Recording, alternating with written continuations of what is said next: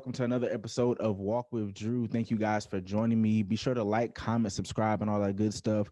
Today, I have a special episode, like I say every single episode, but this time I'm sitting down with the content creator, Crystal Benson, out of New York, or out of Charlotte, residing in New York, inspired by Chris. How you doing today? I'm doing well. How are you?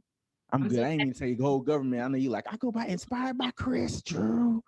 My oh, bad, you know. but not no. I'm Crystal. I mean, to be honest, like people know me as Crystal, but I think once I moved, once I really like solidified inspired by Chris, and then like moved to New York, like everyone who met me in New York calls me Chris. So Ah. yeah. Okay, yeah, I know I feel the same way. I'm like, don't call me by my full government. Don't call me Andrew. Please just call me Drew. Like, please, like, no, like, don't do that. But yeah, so like I had said, she's from Charlotte. That's one thing we have in common. We realize we kind of necessarily not say grew up around the same way, but she knows my school. I know her school.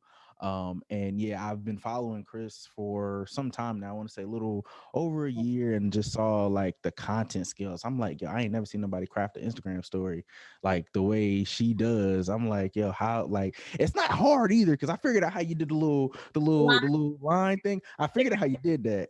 I figured out how you did that. You kept that secret to yourself. I figured out how you did No, that. no, no. I showed that before. Like, and to be honest, like sometimes the things I do, people are like, wow. But honestly, it just comes so naturally. And so when I do it, like I never think like, oh, this a trick. You know what I'm saying? But like Yeah. everybody always asks me about the line of my stories for Yeah, sure. I figured it out. I was like, oh, she enlarges a little. Oh, I got it. I figured it out. I was like, I got it. But yeah, so I saw the Instagram stories, and I'm just like, yo, this is dope. And then I seen all the different content things she was creating, and I'm like, yo, okay, I got to get her on the show. So she was gracious enough to sit down with me. So like I was saying a little earlier, I was just saying how you're from Charlotte, and you're currently living in New York. Could you kind of get into like how you made that transition and what led up to it? Yeah. So I'm gonna make it real. I'm gonna try to make it brief. So I went to school for business with a minor in consumer apparel. Once I graduated in 2013, I actually moved to Savannah, Georgia, where I worked for 2 years as at an off-price retailer. I'm pretty sure you know City Trends. Yeah, Okay, I know so City I worked Trends. Yeah. there as a analyst for 2 years. If you've ever been to Savannah, Savannah is gorgeous, but you Yeah. can do everything in a weekend. So I was there for 2 years, so I was over it. Like, Yeah. and I was actually one of the first college like recruits into the company. So majority of everyone were like older, Oh but they wow. kept promising me things that they didn't follow through with. So at the end of that 2 years, which was my contract, I was like, yeah, I'm out. So then I actually moved back to Charlotte, where I worked for Family Dollar on the Okay. supply chain team doing replenishment buying. And so I went from fashion to stationery and party cards at Family Dollar. And again, at City Trends, I was a token Black girl. At Family Dollar, I was the problem. And so Mm. I was sitting at a desk and I just was like over it, like the, I've always been creative. Like I found this notebook the other day. Like I went to art school. I found this notebook the other day. It was kind of like a scrapbook that I used to keep growing up. And Hmm. like it it's very artsy. And so when I look back at it back in 2003, like I'm like, okay, I've always been like this, right? So it's like you're sitting at a desk playing with numbers, but it's not for you. And I was just like, Right. I have no kids. I have no major responsibilities. I need to make a plan and see, try my luck in New York. Initially, I wanted to come to New York for fashion because while I was in Savannah, I started my blog, Inspired by Chris. Okay. And there I would, talk about, fashion, beauty, and lifestyle. But then I would also have I would like creative direct different shoots that I would put together. And so for the longest, I thought, okay, because I was doing the styling, I was doing the hair, I was finding the talent. I was like, okay, I'm meant to be a stylist. So that's what my initial goal was, to come to New York and find my way within Essence magazine to work at, that was my dream. And I got up here, and for the first 2 years, I was able to intern and assist on different projects, from obviously Fashion Week, but then to like campaigns, editorials. I did a lot of e-commerce, and it was great, but I just felt like something was missing. And so, like, it was just in 2019, what I started to realize was, I didn't come up here for fashion. Like, while fashion got me here, that's not Hmm. my like gift. My So you gift. had a job before you came up there, or did you? Oh no, okay. So I guess let me track it on back. Actually, so I stayed at Family Dollar for a year, and in that year, I got rid of all my credit card debt. I ended up I moved in. Like I had my own apartment, but what I was paying, there was no way that I was going to be able to save money and also get rid of my credit card debt. So Mm. I had to like it was hard. I ended up moving in with these two white girls who had two cats, and I don't even like cats. I don't like pets, period. But that's just me. Now, I love dogs, but I don't like cats. They're very Mm. stinky, and they just. Ugh. I moved in with them, and I stayed with them, but rent was only $400. So I went from paying $1,600 to $400. So Mm. imagine how much I was able. I was able to get rid of all my credit card debt, and I was able to stack my money because I knew that I didn't want to move to New York. Like I couldn't just move to New York and not have anything saved. So Right. that's what I did. I saved that whole time, and I actually have family. I have a cousin who's a professor at NYU, and his wife is a lawyer here. And so Okay. what I did, they're very like by the book people. So I made this whole presentation, and I like pitched myself to them. I was like, all right, let me come and stay. They have my cousin. So I was like, if you let me come and stay with you for free for 6 months, I'll babysit because childcare in New York is expensive. So I was like, Uh, I'll babysit. I will, help run errands. I was doing all. And they were like, okay, cool. So they were like, perfect. So the date was June 6th that we had solidified on. And so from, for that whole year, I just saved all my money. And then once June 6th came, me and my mom, we actually drove. Well, I drove maybe an hour. She drove the rest of the way to New York. yeah. And That drive is like 10 hours. But it's deadly. It's deadly. And I can't stay. First of all, I don't like driving. But and I get sleepy in the car. So it wasn't. mm, But yeah, and so then I pulled up in New York June 6th, 2017, and hit the ground running. It seems like, but yeah, like I said, I thought that I was coming up here to be in fashion. Like I thought that that was what I was meant to do because that's what I was doing mm, with my blog. But really, it was just the whole dynamic of telling stories that I was good at. The creative direction part. And so mm. in 2019 while I was able to get a long-term freelance gig with Brooks Brothers, and if you know anyone who's in styling doing freelance, the e-commerce jobs are where the money is because that's a consistent check. So Right. I was thankful I was able to snag Brooks Brothers, but while I did that, I decided to kind of put out there that I was creating content. I had friends coming to me and friends of friends coming to me. So I was like, okay, let me start being intentional and letting people know, yes, I create content because eventually I no longer want to stop. So that's what I did all of 2019. I was like, all right, I put the work out. What I say to people all the time, post the things you want to get hired for. And so, Mm-hmm. like I just started putting it out there and people were coming and it was good. And at the end of 2019, like every millennial, I was like, all right, God, I want something more. Like, I feel like this is cute and all, but I want a legacy. Mm-hmm. That is really how clickbait came to be. But yeah, I think I might have jumped ahead a lot, but I hope I Oh kind of. nah, that was good. That was good. I was just listening because it's just like a lot of people. Like one thing you had just said is like closed mouth don't get fed. You didn't say that, but that's what I interpreted that as. Closed mouths don't get fed. A lot of times when like we're creating, we don't want to say, "Yo, like I'm doing this or whatever," and it's just like by you doing that, that's where the business comes because people don't know. If people don't know Yeah, what you do, how can you get hired? right, exactly, exactly. So that's why I tell clients all the time and friends, like if that is something that you want to be known for, then you need to put that out there, put it in the atmosphere, show people what you can do in that space. And then that's when that work will start to come your way. So how did you get started with like being a content strategist? I know that's kind of what you not necessarily what you label yourself as, but Yeah, that's the kind of what I've been seeing is like content strategist. So how long have you been? You said you've been doing art since like 2003, creating content. So just right. when did the content journey like just start? So really, I would say that it started in 2013 when I started my blog, Inspired by Chris.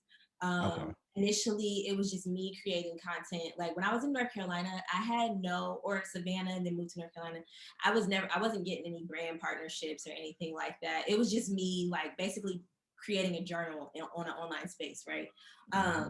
and I would have like photo shoots and things like that. And so then once I moved to New York, obviously, they get your address, that you start going to events, you start getting on people's email lists, and then, you become that micro influencer and you get free products, right? And so I'm very like, I love creating, I've fallen in love with like stop motion and all those things. And so like I would just find myself like trying to make cool things so that brands would repost it on their social.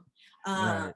and like so I feel like really like I mean since 2013, but really like taking it serious 2019, I would have to say, Mm, like really taking it serious and actually because I never wanted to be, I don't know, I think I was so stuck on fashion that content creation, like I was like, yeah, that's cute and all, but no, I'm a style. right.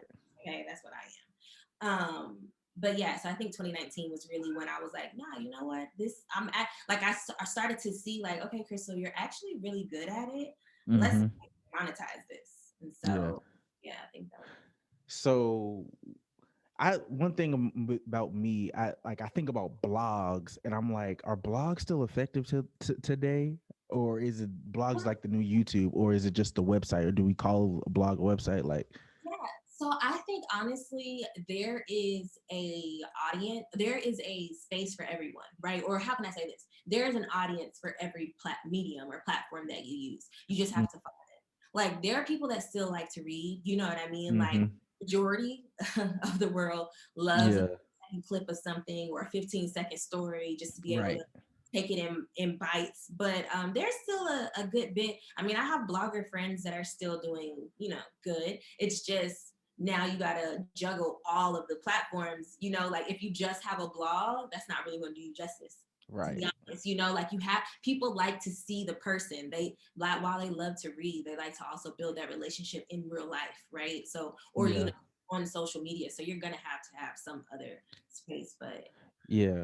When I was coming up in college, I wanted to do like print media so bad. This is like 2011, 2012, when like print media was just about to phase out. And like I wanted to be on double XL. I wanted to write in double XL and write in the source and just do all like hip hop journalism. And then like I started to phase out and I had a blog spot. I had a blog spot in college. Everybody knew me as like the music head. And I was doing blogging and stuff like that. But then I'm realizing I'm just like, at that time, I want to say it was like 2013, 2014 when I was getting ready to graduate college. I'm just like, yo, like there's not a space for like written words anymore. And that's kind of when I made the transition into like just doing video and realized I like video a lot too. But yeah, so that's the reason why I asked that because I'm just like, when you said blog, I'm like, blog still work? I'm like, I know people have websites. pay for my Squarespace site, but I Mhm. haven't put a blog post up in probably like 2 years. No, wow. Yeah, I know. That's sad. So maybe, but also I feel like eventually maybe I'll tap back into it. I don't know, but I want the domain name, so I'm gonna just leave it. Yeah, true, true, true. So you talked about you started Clickbait Creative. Can you kind of go into like the name? The name is catchy, first off, and just talk about like the meaning behind it and what all you do with Clickbait Creative. Yeah, so I'm gonna be fully transparent. Initially, Clickbait Creative was a partnership. Um, Okay. Me and some another female, and our reasoning really was one, we are part of the same sorority. We're both women of Alpha Kappa Alpha Sorority Incorporated. Okay. Okay. Um, okay, you know how to do the head, Of course, of course. but so that was where the click came about. Ah, okay. The content, right? When you think of online, clickbait, like those are the things that make you stop. Those are the things that gravitate your attention. So when it comes to creating, those are the type of pieces of content we like to create. Um, Right. so I'm a fast forward. So it's no longer clickbait creative. It is clickbait. Okay. Um, and it is now solely owned by Crystal J. Benson. Okay. And yeah, and our whole focus is really to help brands tell their story on social and in real life. And we do that through clean, crisp, creative content, the 3 C's, with the strategy. Okay. So yeah, that is who we are. So I'm kind of jumping ahead, but since you said it just now, we might as well talk about it. What is the difference between a brand creating, stuff, content for online and then having a presence in real life? Because you talked about how you do both. So can you talk about that a little bit? Yeah, for sure. So, okay, when you think of online, obviously that is specifically the social space, or that's where our niche is, right? The social space. Hmm. So whether that is Instagram, Twitter, Facebook, whatever, wherever your target audience is, we help to really like tell that brand story in that space. Now, when it comes to in real life, for example, if eventually I know we are wanting to, once outside opens and things like that, really Right. tap into the activation space. So Okay. help with, I love activations. Being in New York, going to all the photo op moments, I feel like that is what our generation and generations that are growing up after us, that is what they truly love, right? And so I feel like being able to really gravitate towards your consumer in their face, by whether it is, a pop-up, or you might have a informative photo-y moment, but it's still helping to bring out the brand's identity, whatever that may be. So that's, I guess, like the difference. But also, when it comes to the brands that we work with outside of like product-based companies, we have worked with cafes, and the thing about that is wanting to make sure that what the customer sees online, that energy, that vibe, we want to make sure that it's synonymous in real life, so that Mm-hmm. they can feel it, right? So it's like, okay, the cafe that I started off creating content for, um they were known for having different like R&B playlists going throughout the day, right? So we want to make sure that, one, we created a playlist that we had a QR code that people could actually scan to, download the playlist if they liked it. And so like Right. doing things like that to kind of make sure that the brand's overall vision, or their overall brand, is just solidified across different platforms. Yeah, I And think that's very important because sometimes brands can come off cold online and warm in person, and it's very great to like try to establish fluidity like across the board, because and then too, I think in the space of COVID, I think especially like online plays such a big role now. And if you could kind of get into like the shift that you had to go through when COVID hit, like yeah, when COVID hit, like how are you feeling? And then it's just like, like right. content wise, like brands, partners, like what was all happening? So what's funny is that initially we actually had our launch party March 14th. That was of the partnership, right? Clickbait Creative. We had that March 14th. I had just got back from South Africa. We had the launch party on a Saturday. That Sunday, that Monday, that's when stuff shut down. And they're like, okay, we got a week, we're going to be inside for a week or two. And at first it was like, okay. But in all honesty, it was a blessing in disguise for us, because so many people, unfortunately, they lost their jobs, but at the same time, they found new passions.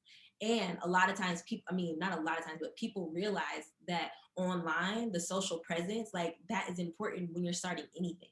And so a Mm-hmm. lot of people didn't know how to do that. And so they were coming to clickbait because it was like, okay, I have this product I want to sell, but I don't really know how to create an aesthetic, or I don't really know what my strategy should be, or I have this idea for content, but I don't know if this makes sense. And so, to be honest, like it was booming.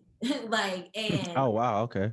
no, it was good, like, but what happened in the midst of, just like, I guess, what do you want to say it, like role switching and things like that. To be honest, things grew quicker than I expected. And I didn't have the plan in place. Like when people say like, okay, you're starting a brand, like it sounds cute, like, oh yep, I got the LLC, I got the bank account, we good. Right. No. Nah, Like that's nah, that's fam. vanity stuff. Like that's like the honestly the irrelevant stuff. I mean, yes, you need the LLC, yes, you need the bank account, but like the understanding, like the workflow, understanding Mm-hmm. how you're going to, thankfully, a lot of the clients that we've gotten, everything so far has been word of mouth. This year, one of my goals is really to actually start pitching clickbait. We have a website coming. Our website is in the process of getting developed, and I love it so far. So once that gets to where I need it to be, then I have the first client in mind. I'm not going to say who it is, but I definitely will. That's going to be the first person that I pitch. But so far, everything has been word of mouth. But like even through the word of mouth, it was just overwhelming. And so I just had to kind of take a step back, at the end of last year, really, and kind of refigure how I wanted clickbait to be, what I wanted clickbait to be known for. Because I was still operating, even though it was by myself, I was still operating with what we had started. So I had to take time apart and like truly understand, like, okay, what is God's purpose for me with clickbait? I think the biggest thing that I know that I like to tell clients is that while, yes, this is how I make a living, I don't do it for the money. I've realized that my gift is to create. Like when it comes to, like you said, my stories, like the aesthetic that God has given me, like I, it just happens. And I know that when it comes to being able to sell products, being able to, you know, tell stories in a authentic, but still like eye-catching way, like I won't, to be honest, I'm gonna say, I feel like I've mastered it, you know, and Mm-hmm. I know that there are some people who don't have that ability. And so I Right. feel like that is something that God has put me here to do. Because at the same time, while I'm just creating assets for social, I'm really helping someone birth their brand baby, right? And help Right.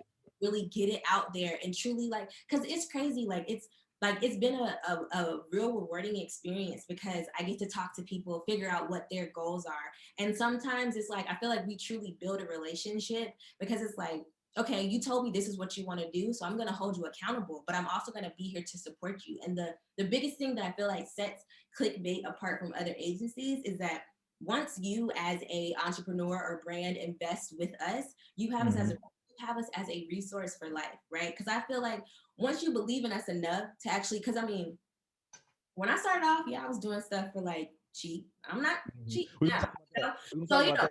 We're gonna talk about so that. Yeah. once you know, really invest with us, I feel like you're taking a chance on us, right? And the thing is, you'll keep coming back. Obviously now we don't create for free, but when you have questions, when it's like, Mhm. okay, you know, like this is the rollout that I'm thinking about. What's your opinion?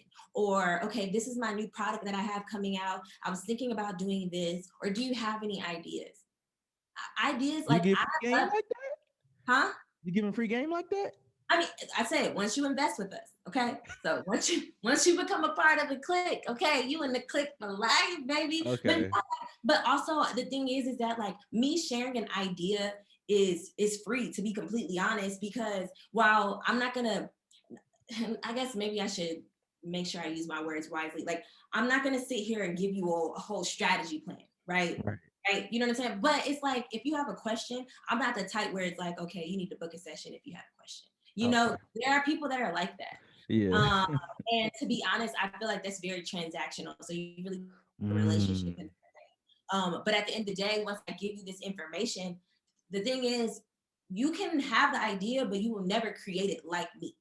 You know? So it's like when you want that creation, bring it on back. I got the Come invoice. holler at the You kid. know what Yeah. I'm saying? Right. So that's what I'm. So one thing we were talking about, we were just talking about price, and you were saying, I'm gonna send you that invoice. So how was it in the beginning trying to structure like, how much am I gonna pay people? Are we gonna do $35 here, $50 here, $100 here? Like, what was that whole journey like? Okay, so what I first started off doing, because even though I was creating for friends and things like that, I didn't go to school for this.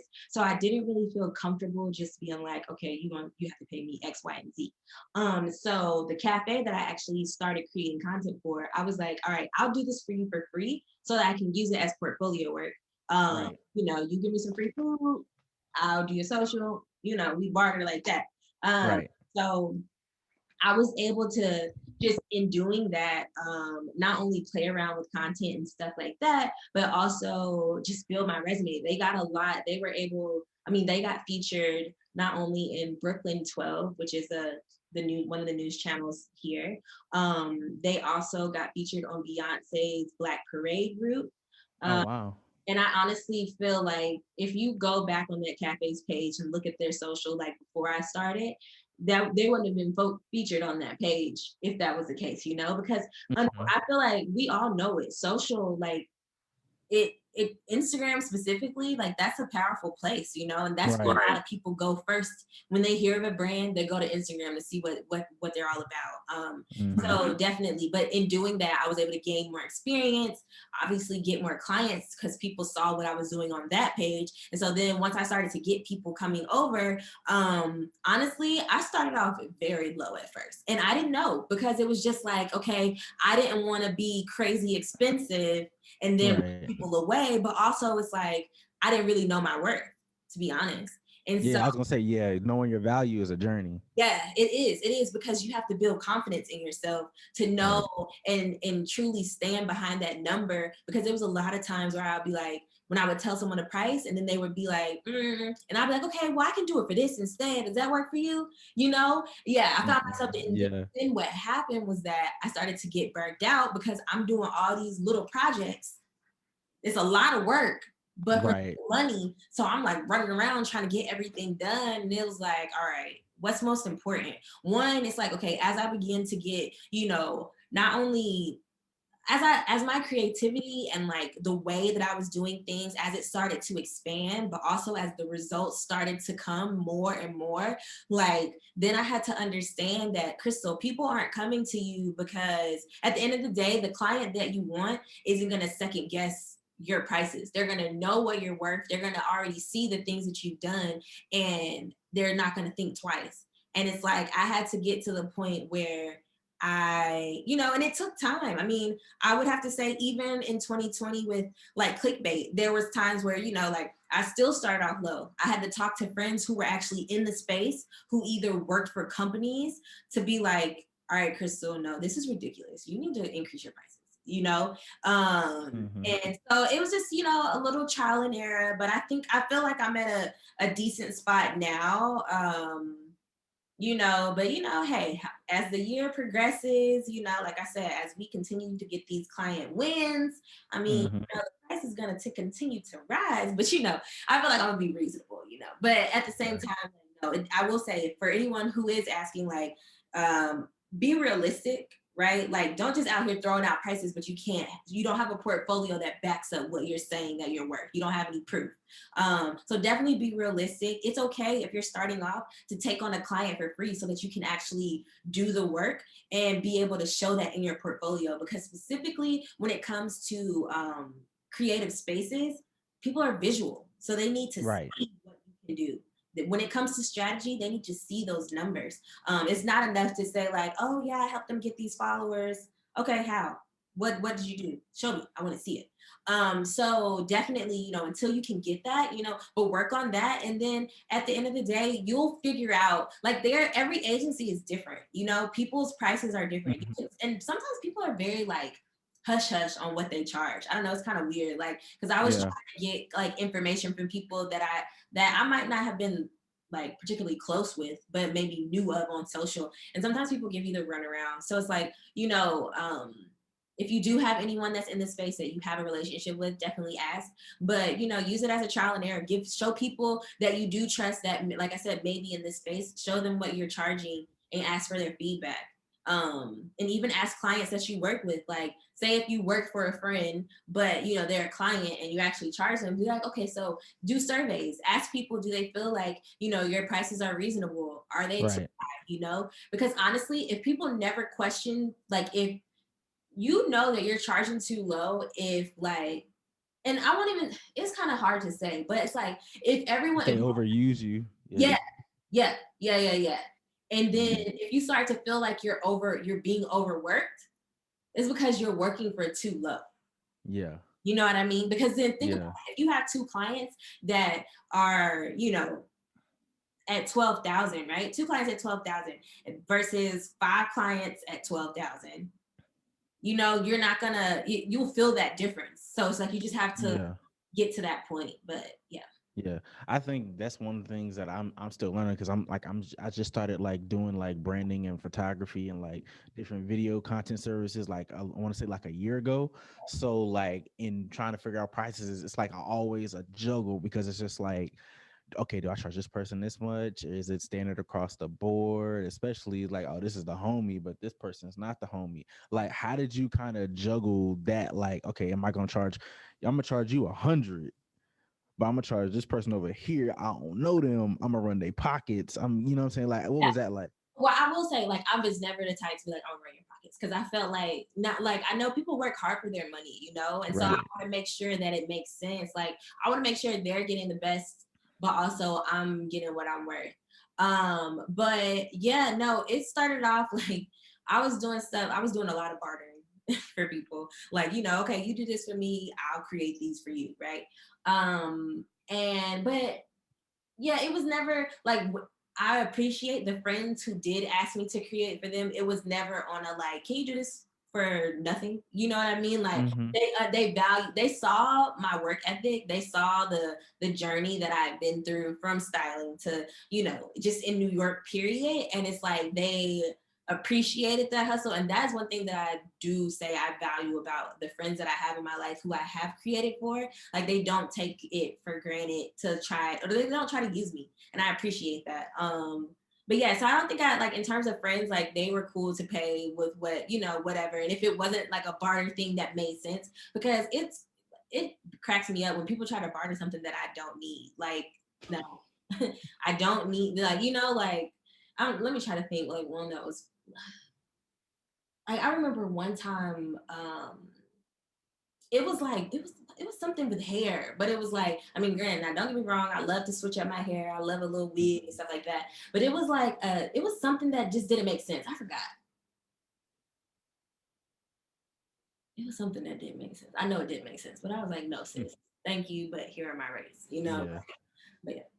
Yeah, I remember when we were talking about like the like paying the fee. Like, there's this meme going around on Instagram, like the $50, or is it like $50 to 500, and the other side of it is like 5,000. The first part of it is like $500, and it's like, well, I don't know if I should pay you this, and then the $5,000 client is like, money sent, thanks. Oh, yeah. So It's definitely. like when people, but the thing is like, you also have to understand who your audience is, right? So if you are marketing to startup businesses, or new entrepreneurs who, maybe they're college entrepreneurs, like, you got to understand, if that's who you're marketing to, they don't have bands to drop on social. So you got to Right. figure out who you're marketing to when it comes to whatever service that you have, and then go after it that way.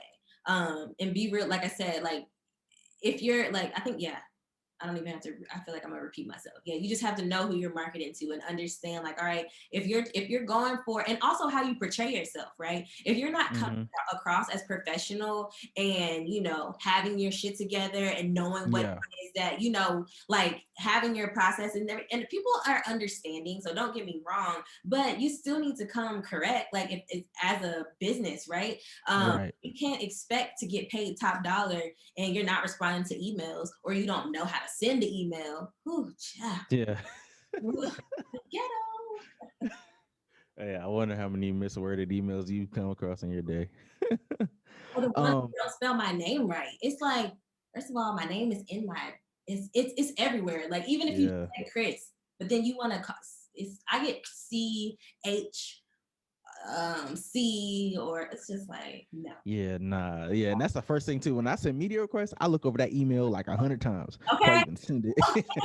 I said I look at that thing 100 times. Like, let me show, because especially too, sometimes too, we get caught in a trap. Especially doing media requests, you're copy and pasting sometimes in the same style, and you like, okay, make sure that name is out of there before you send that, because they will not do that interview if you. Yeah, so nah, I definitely understand that.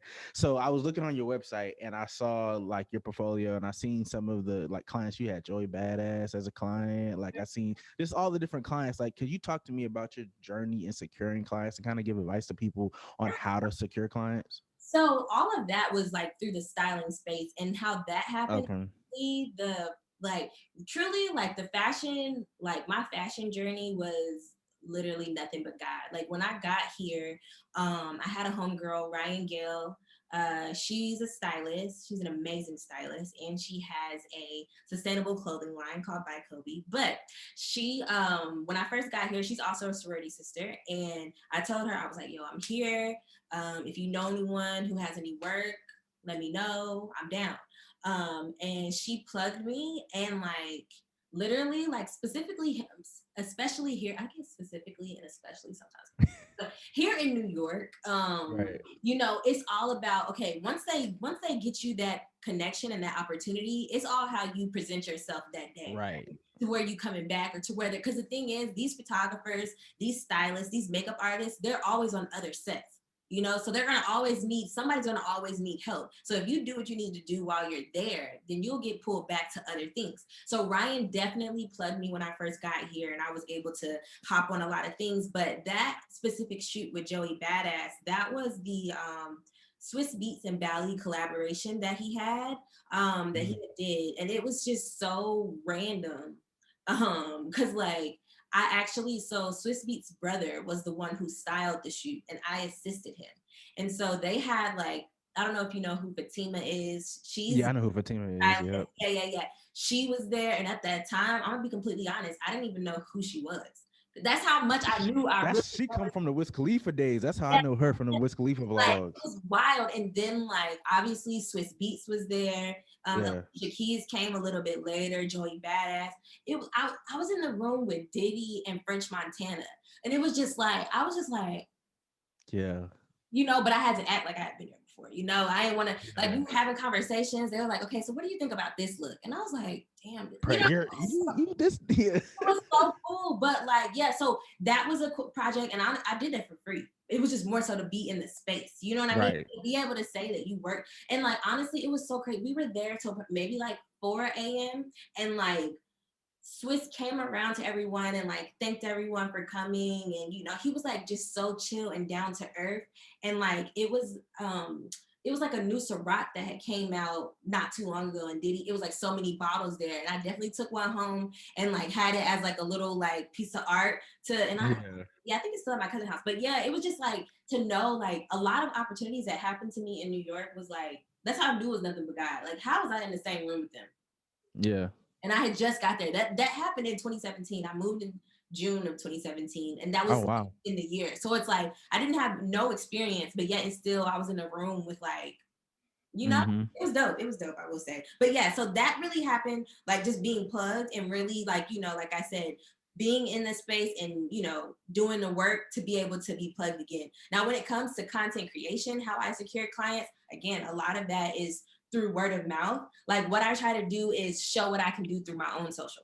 So Okay. people see what I do on there, and then they come and they're like, oh, so do you do this for brands? And then they see clickbait, and then, you know, it starts through that way. So yeah, all of the clients that I have right now have all been like a referral type thing. So Oh yeah. wow. That's dope. That's really dope. So we were talking about social when you were talking about the cafe that you were working with. Give me like the most important things that brands need to be doing on socials, and give me some don'ts that jokers don't need to be doing on social. Okay, so brands definitely need to do video content.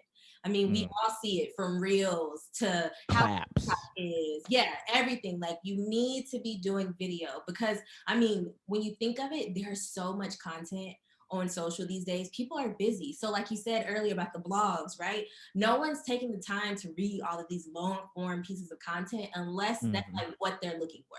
They're not looking for that unless, you know, unless they go to like a LinkedIn, like that's a different audience, right? But when you're coming Right. to like the Instagrams, the Facebooks and Twitters, Facebook, they can take long form content, but specifically like Instagram, obviously Twitter, you want to keep it short and sweet, but make it impactful. So definitely video content, doing like engaging in stories. Just because you post on your feed, that's cool and all, but if you're not really utilizing your stories, you're missing out on an audience, right? There's days when you can get, you know, engagement through doing polls, doing questions, all those little things that get your audience to just react. And it's like, those are the things that help to build not only brand recognition, that helps to build relationships, that helps to kind of get you in front of that audience, but actually they start to see you as not just a brand, but like a lifestyle. Like they start to fall in love with it.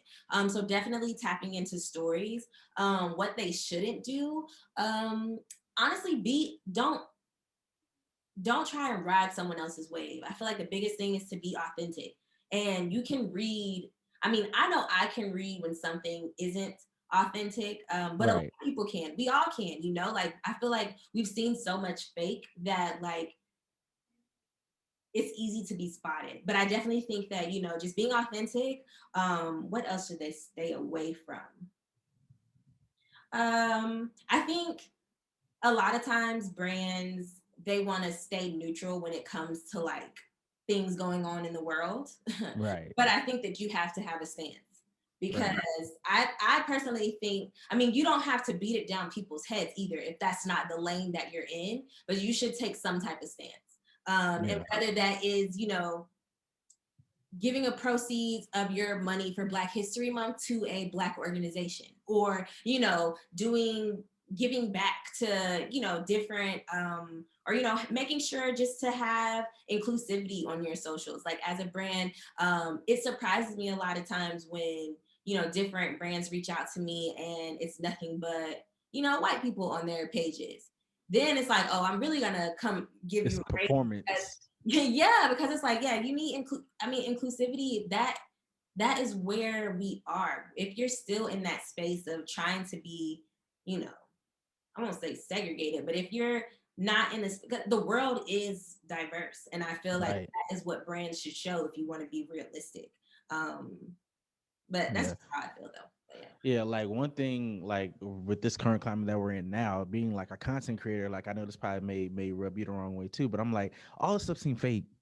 All It's this, all this stuff that's going on seems fake. Like with the like Black Lives Matter on the court, and y'all got to do the presentation before the Super Bowl, yeah, and like, yeah, I'm like, it's jokers, y'all like wasn't over doing this. there, like, Niggas oh wasn't yeah, doing this like 2 years ago. Like niggas wasn't doing this like 2 years ago, 3 years ago. I'm like, bro, like this is fake. Like, y'all, like literally 5 years from now, I really want to see if Black Lives Matter is still going to be on the basketball court. Like, real live. I Like, feel like it. Yeah, no, it will. I feel like, and I think it's up to the people, your LeBron James and those different big players to make sure that it is. You know what I'm saying? And I feel like they're doing a good job. I feel like I mean, granted, I'm not a sports head to know all the things, but I definitely think that I feel just like in general, not even with sports, just like in all general, brands yeah, everywhere. yeah, just specific. Like I think it's up to the people that have a voice that people are actually listening to make sure that they use it to ensure that these things like Black Lives Matter, it's not a fad, but it's like Right. becomes a lifestyle. Right. Yeah. So just like some of the stuff is just sometimes just rubs me the wrong way. I'm like, bro, like y'all doing all this stuff, and And it it's just comes like off it just authentic, right? So that's why yeah, brands need to make sure to because people can read that. yeah. We can read that. It's like especially now because it's just like okay, like if you don't have something, don't make a post about it. It's just like where people are like, "Where's your post?" But I'm like, Right. I much rather a brand not post and not give a crap than give a crap like just so you don't lose my dollar. But that's we're in No, but no, corporate America, I need them to say something. They need to say something, and they need to make me believe it, or they're not gonna get my dollar. Period. right? That's it. I feel Right. like no, I feel like them not saying something is them basically saying that it's okay.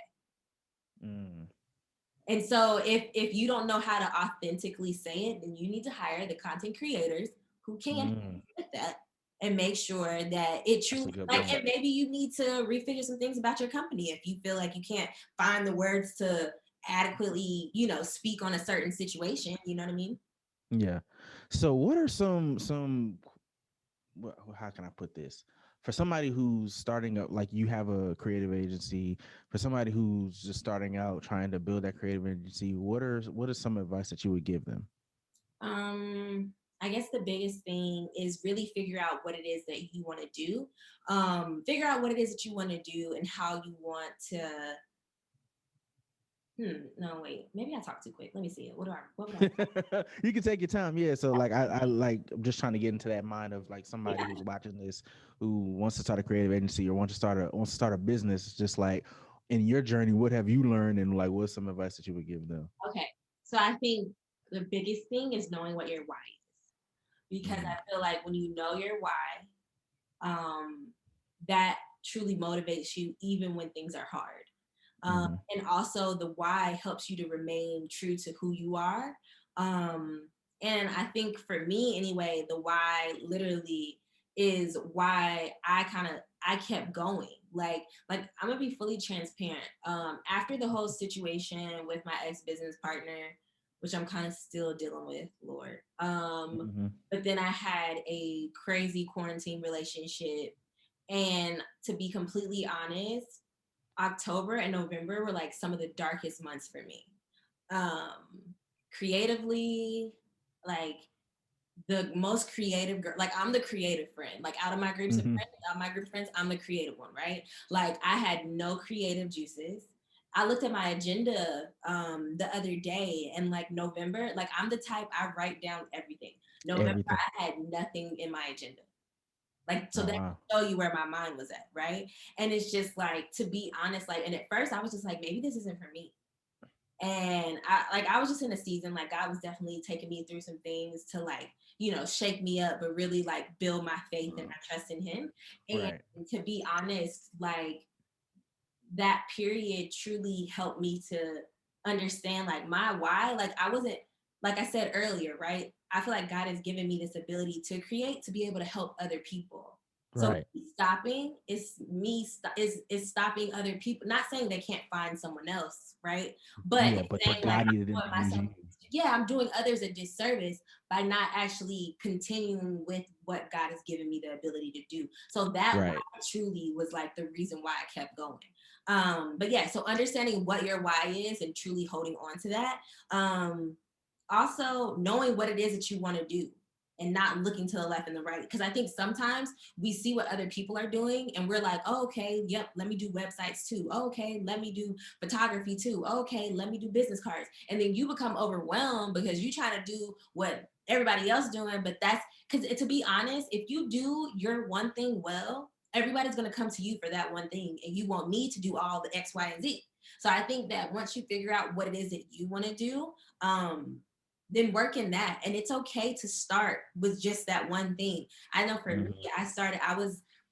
I was beating myself up because I wanted everything to be perfect.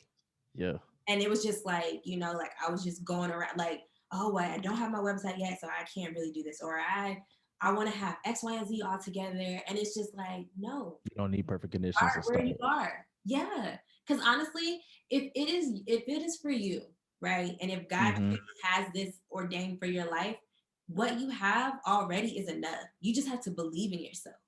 And Right. I think that is the biggest thing. Like that honestly trumps everything. Believing in yourself and believing that God has given you everything that you need.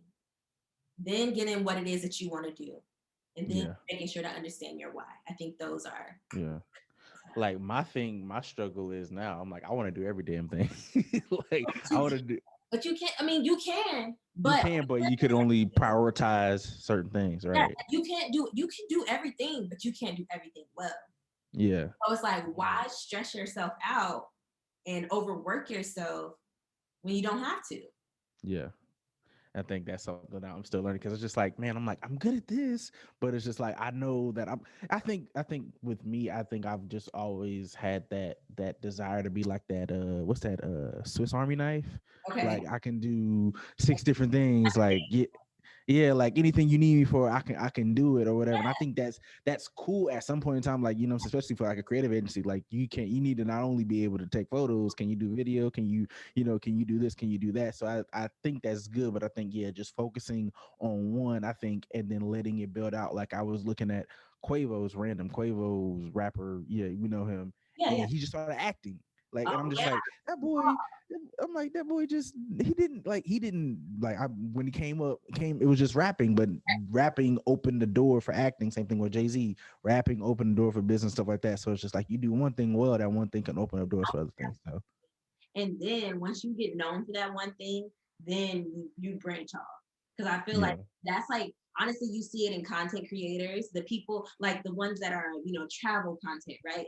They might Mm-hmm. start off with travel, take you all across the world, and then next thing you know, they've decided to settle down in a home. Now they're giving you lifestyle content. You've already became known as this traveler, but now you're bringing Mm-hmm. me into your home and you're showing me how you do day-to-day life. So I think Yeah. anything like you want to start off and truly like master what it is that you want to be known for and then go from there. So I didn't get to ask you this earlier too. What's your favorite out of photo, video, like what graphic design? Like, what's your favorite out of all I the different? like video. Yeah, me too. I love video because you can do so much with it. Um and I like video not just with like, okay, and also video I feel like I can tell more of a story. Mm-hmm. Because you could do, like I said, you can do so much with it. You can have it playing, or you can have someone speaking over it, or you can do a slow mo, you know, you can Mm-hmm. have music on it and just have it, you know, with nowhere. Like you could do so much with it. So I love video. I mean, and the graphic design is cool too. I think for me though, graphic design just takes me a little longer. Video and photo, like I can get that, like build that quick. You know what I mean? Right.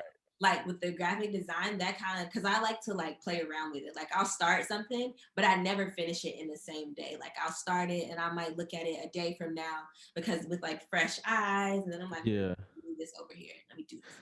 See, nah, same day, like I literally was working on a carousel like earlier before we got on the call, and I'm like, I was gonna stop and just like after we talk, I was gonna go back to it, but I'm like, nah, I gotta finish this. Like I can't, like I just can't, I gotta finish the project every single time. Like I can't just let it sit there.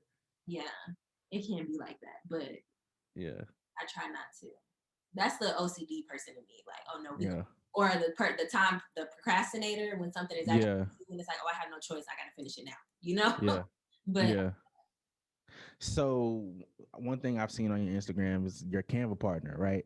So could you talk about like pitching yourself to brands and like what's that like? And like when should a content creator like do I need 10,000 followers? Do I need 5,000? Do I need 2,000, 1,000? Like talk to me about yeah, that. so the Canva partner, that really came from, actually, and honestly, people ask me all the time, you just need to apply. Like it was nothing that was like some long, strenuous process. If they feel like you're aligned with what it is that they have going on as Canva, like if you have a creative audience, if that's what you do, it's really seamless.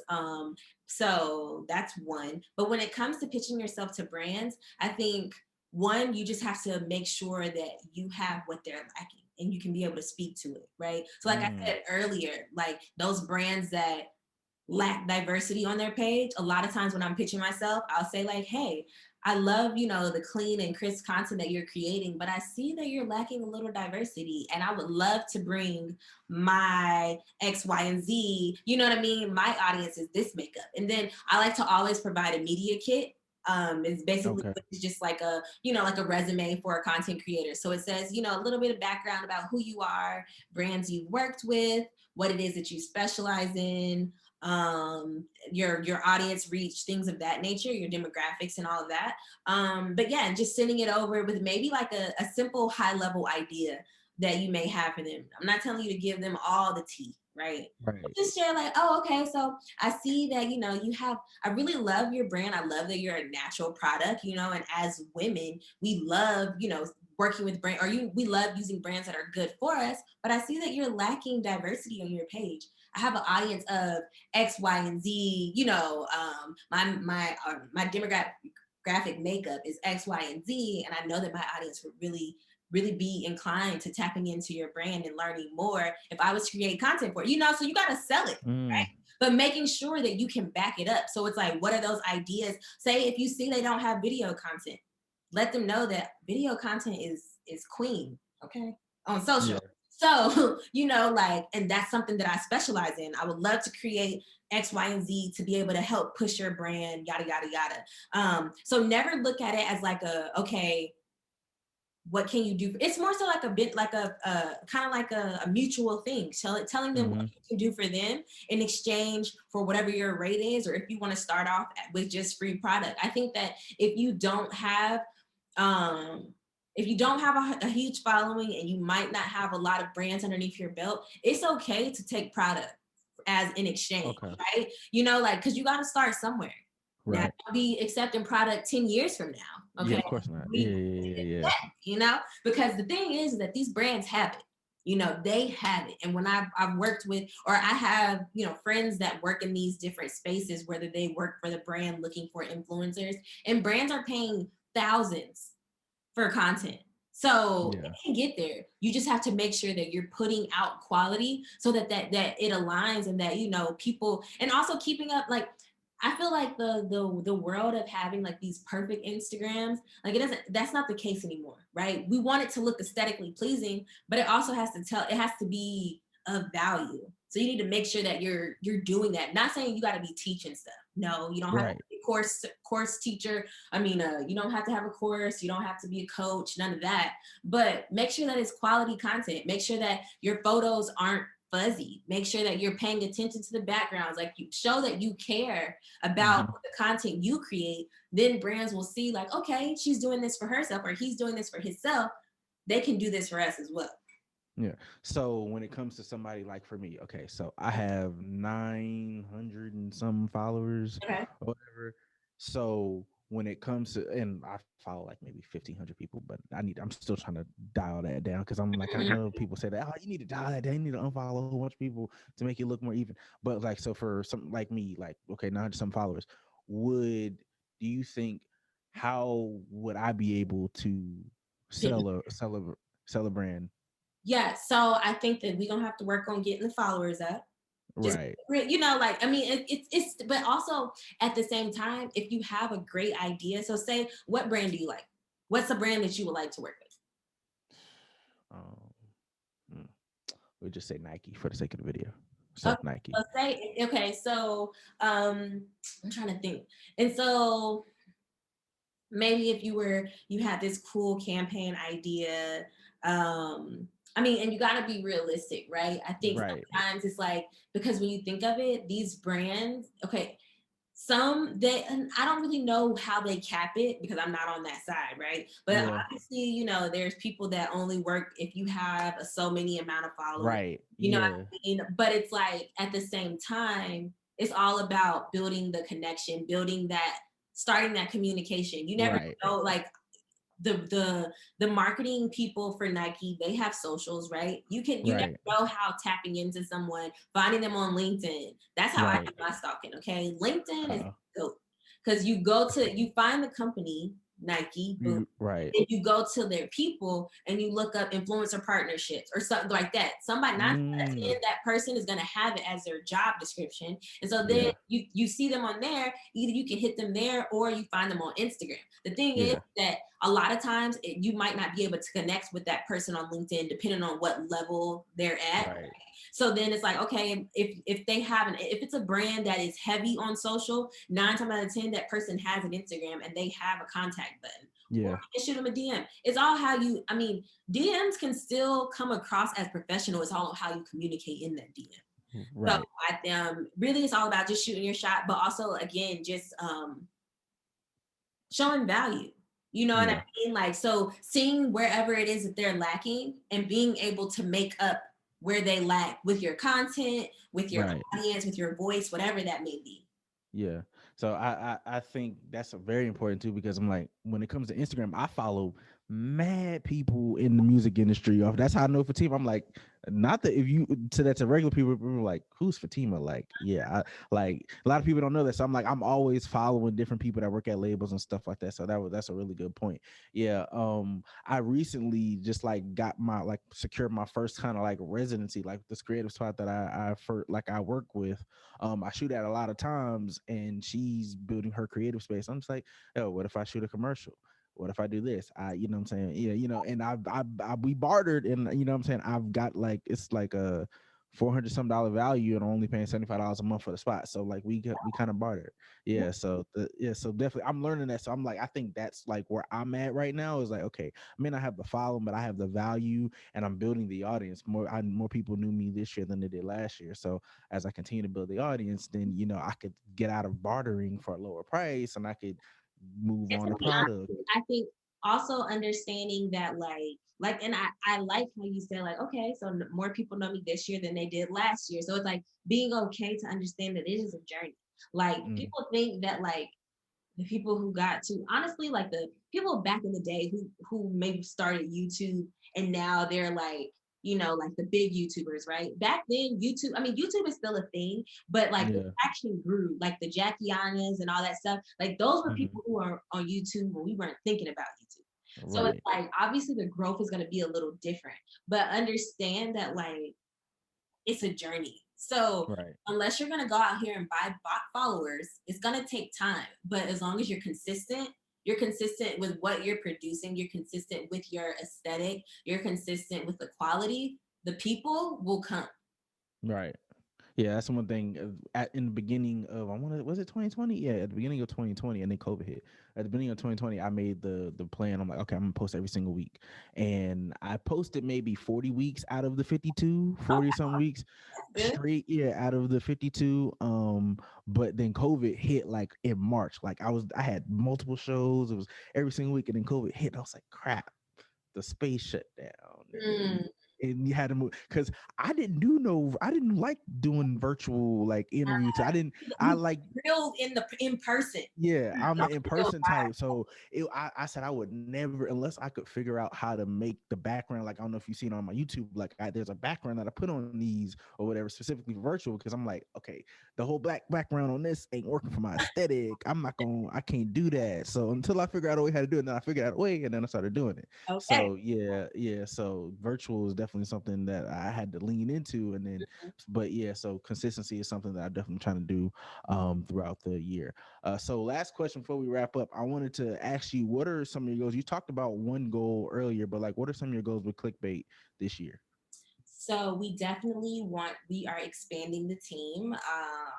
I've find because like I said, I'm a perfectionist, but I've learned that in order for my business to grow, I can't do everything. You know what I mean? Mm-hmm. So just being able to trust the people that I bring onto the team, that obviously I'm bringing them on because I believe in their expertise. I believe in their Right. ability, their quality. So really giving them what it is that they handle and just, trusting them. So definitely building the team.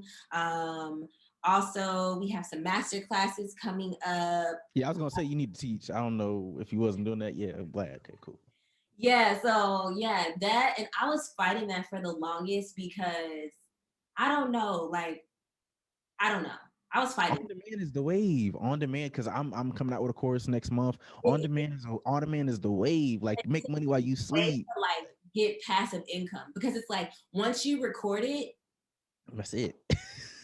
you Let's do a live Zoom every month or whatever. But that's it. it, yo, that's it. And I've seen so many people. My business coach, she actually does courses and she's ran multiple, like she's the GOAT, Isis Brianna on social. But her name is Isis. She's amazing. But no, courses are the thing. So definitely doing some master classes. We actually, well, I'm not gonna tell y'all too much. We got Yeah, give me. I need it. We need a walk with you exclusive. You know what I'm saying? What's well, the title of the book? What's the title of the well, class? okay, now we can't give you no title, but okay. Aside from Nah, the master man, classes, we also are in Q2. We have some products launching, so that's coming soon. Stay that's tuned dope. for that. I'm so excited. But yeah, really just I think also the biggest thing is just streamlining all of our processes and making sure that we have everything together. Like I am in no way rushing to grow.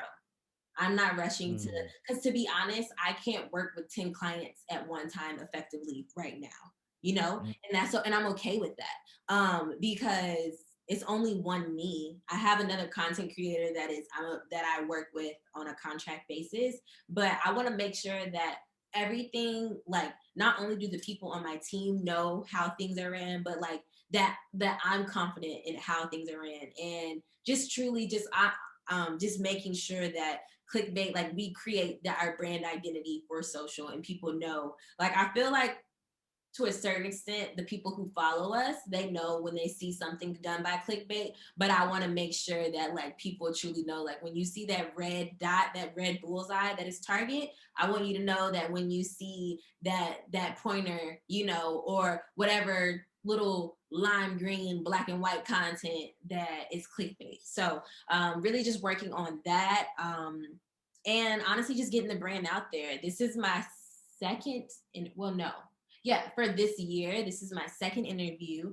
And I love it. I love it because, like, one, it's a chance for me to tell my story. It's a chance for me to also tap into a new audience, meet someone amazing, but also work on my public speaking skills because I have a goal. Like, I, as a person, Crystal Benson, would love to do a TED Talk one day. So mm. I'm just, but also I have the biggest fear of speaking in public. That's Like, why you need to start that podcast. Like, so yeah, yeah, I know. But Even if it's 5 minutes a day, even if I it's know you're right, but that's also a commitment. true. Yeah, because you You need to know? be So, consistent with that. I don't want to spread myself too thin, Drew, True, true. but I That's definitely true. see that in the horizons for sure. So, yeah, that is pretty much it. Well, I hope you guys enjoyed this whole conversation and learned a lot about content creation and business. 'Cause I know I was taking mental notes. I'm definitely gonna be rewatching this to take some more mental notes because you just really just killed it. I thank you for just like divulging, spending time with me, but just divulging just some of your expertise and your information, your knowledge to my audience and to myself. So I definitely appreciate you for coming on here. Of course, I think honestly, I can't say thank you enough. Like, one, you from the city, so it was no doubt I would Yeah. do it. You know what I mean? But also, like, I love seeing creatives create. And when you have something that you're passionate about, that warms my heart. So, honestly, keep doing what you're doing and like keep putting yourself out there because, to be honest, the people who put themselves out there and who don't give up, those are the ones that get the opportunities. Because the Mm. thing is, in your journey of putting yourself out there, you learn more about yourself. You brush up on your skills, and you really hone in on what it is that you want to be known for. So I can only imagine how this is going to transform, what you're going to transform into. So definitely, I'm excited. Yeah, I appreciate that. One of my favorite quotes is whenever you stop working, the dream stops working. So often say that every single day. Whenever you stop, the dream stops. So that's something to keep in mind. So this has been another episode of Walk with Drew. I thank you guys for joining me. Also, too, shout out your social because people need to follow you on your social before we get out of here. Follow me on my personal page. It's _inspired by Krys. And my business page is clickbait.creative. I wish I could change it, but unfortunately the handle's not available. Mm, That's another day. But yeah. follow clickbait.creative for all of the content and any tips you may need. But yeah. So this has been another episode of Walk with You. Thank you guys for joining. Please be sure if this interview helped you guys, bless you guys, please be sure to get it out to all your friends, like, subscribe, comment, all that good stuff. Until next time, my name is Drew Muzan. This is Inspired by Krys. Peace out. Peace.